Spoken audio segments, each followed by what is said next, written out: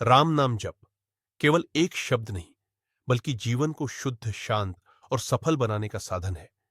नीचे इसके 50 प्रमुख लाभ सरल भाषा में दिए जा रहे हैं। मन को गहरी शांति मिलती है, तनाव और चिंता दूर होती है, नकारात्मक विचार समाप्त होते हैं, आत्मविश्वास बढ़ता है,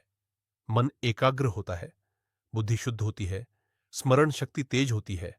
क्रोध पर नियंत्रण होता है, भय समाप्त होता है, अवसाद से मुक्ति मिलती है, कर्म सुधरते हैं, भाग्य प्रबल होता है, जीवन में संतुलन आता है,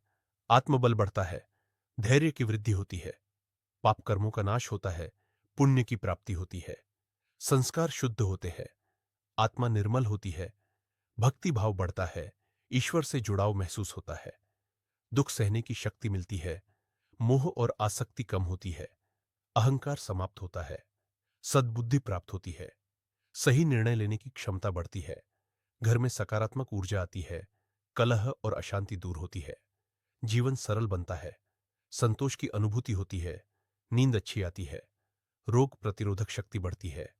मानसिक रोगों में राहत मिलती है, हृदय शुद्ध होता है, प्रेम और करुणा बढ़ती है, सेवा भाव उत्पन्न होता है, मृत्यु का भय समाप्त होता है, अंत समय राम स्मरण होता है, मोक्ष मार्ग प्रशस्त होता है, जीवन का उद्देश्य स्पष्ट होता है,